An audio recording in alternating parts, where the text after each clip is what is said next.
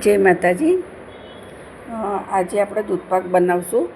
તો તમે વિચારતા હશો કે આ બેન ઘડીએ ઘડીએ દૂધપાક કે શીરો, ખીર, લાપસી એનો જ વિડીયો બનાવે છે, પણ હકીકત શું છે કે અમારે દર રવિવારે માતાજીનો થાળ કરવાનો હોય। તો આપણે માતાજીનો થાળ હોય એટલે ખીર હોય કાં તો લાપસી હોય, તો ક્યારેક હું શીરો અને દૂધપાક બનાવી દઉં।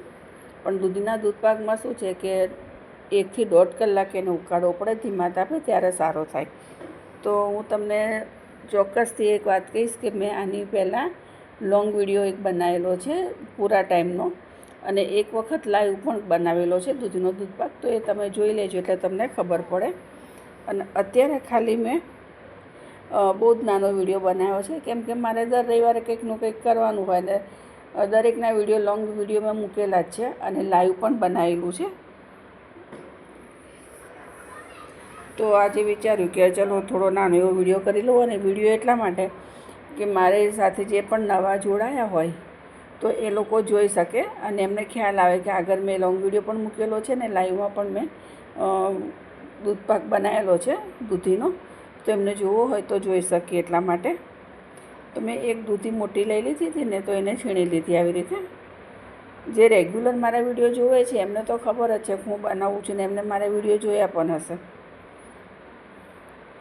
તો આ તો મેં 4-5 મિનિટનો નાનો એવો વિડીયો બનાવી દીધો બતાવવા માટે કે એની ઉપરથી અંદાજ આવી શકે, અને જેને પણ જોવો હોય એ લોંગ વિડીયો પણ જોઈ શકે અને લાઈવમાં પણ મારો મૂકેલો છે એ પણ જોવો હોય તો જોઈ શકે।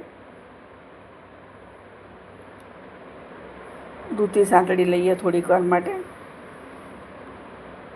વધારે સાંતળવાની જરૂર નથી, થોડીક વાર સાંતળશો તો સરસ થઈ જશે।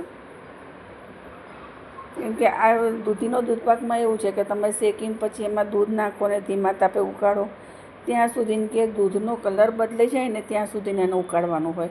એટલે આપણે જો કે લીટર નો દૂધપાક કરવો હોય તો 1.5 થી 2 લીટર જેટલું આપણે દૂધ લેવાનું, 1.25 લીટર જેટલું, અને તમે ગરમ ન કરો તો પણ ચાલે, અને જો મોડા કરવાનો હોય તો ગરમ કરી લેવાનું દૂધ, અને ફ્રીજમાં મૂકેલું હોય તો પણ ચાલે। આમાં આપણે માવો નથી નાખતા, દૂધનો પાવડર નથી નાખતા, તો પણ એટલો સરસ ઘટ થાય છે।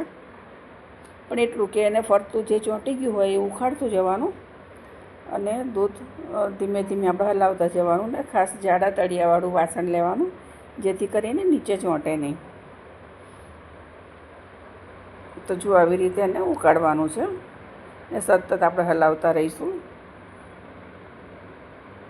જે પણ મારા ચેનલ ઉપર અત્યારે નવા હોય અને નવા લોકો વિડીયો જોઈ રહ્યા હોય એ લાઈવમાં તમે જોજો, અને 1-8 કલાકનો મેં લાંબો વિડીયો બનાવેલો છે એ પણ તમે જોઈ શકો છો, આગળનો વિડીયો થોડા ટાઈમ પહેલાં બનાવ્યો હતો। પણ આ તો શું કે રેગ્યુલર કરવાનું હોય એટલે થોડો હું વિડીયો બનાવી દઉં। લગભગ તો લાપસી જ અને ખીર જ હોય છે, પણ ક્યારેક શીરો બનાવું અને ક્યારેક દૂધપાક, એ ઘણું ઓછું બનાવું છું, બાકી લાપસી અને ખીર તો હોય, બેમાંથી એક વસ્તુ તો હું દર રવિવારે બનાવતી જોઉં છું। ને તમને એ પણ કહી દઉં કે કંઈ પણ દૂધપાક હોય કે તમે સેવની બનાવતા હોય ખીર, કે ચોખાની બનાવતા હોય કે પછી ચોખાનો દૂધપાક બનાવતા હોય, તમે વઘાર કરો ને તો જ એનો ટેસ્ટ આવે છે। તો વઘાર તમે લોકો ચોક્કસથી કરજો, જે ના કરતા હોય એક વખત વઘાર કરજો ઘીમાં।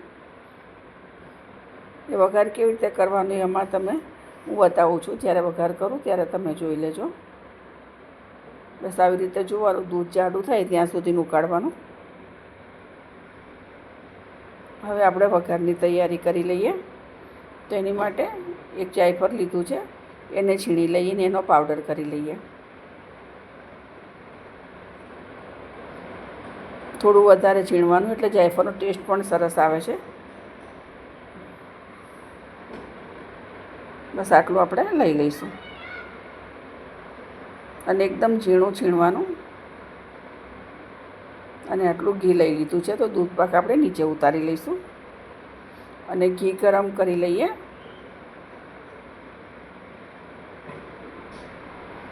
ઘી ગરમ થાય એટલે પછી એની અંદર જાયફળ નાખી અને તરત જ દૂધમાં નાખી દેવાનું। વધારે ઘી ગરમ નહીં કરવાનું, નહીં તો જાયફળ બળી જશે। બસ આ રીતે જ કરવાનું, અને જાયફળ નાખી દેવાનું, હલાવી અને દૂધપાકમાં નાખી દઈએ। જો આવી રીતે તો તૈયાર છે આપણો દૂધીનો દૂધપાક। તમે એક વખત મારા લોંગ વિડીયો જોઈ લેજો અને લાઈવમાં પણ છે પણ એક વખત જોજો એટલે તમને ખ્યાલ આવી જશે. તો વિડીયો સારો લાગ્યો હોય તો લાઈક શેર કરજો, કમેન્ટ કરજો. જો વઘાર થઈ ગયો છે અને ફ્રીજમાં 7 થી 8 કલાક મૂકી દેવાનું. એટલે સવારે જમવું હોય તો રાત્રે બનાવવાનું, રાત્રે બનાવવું હોય તો જમવું હોય તો સવારે. મળીએ બીજા વિડીયોમાં. જય માતા.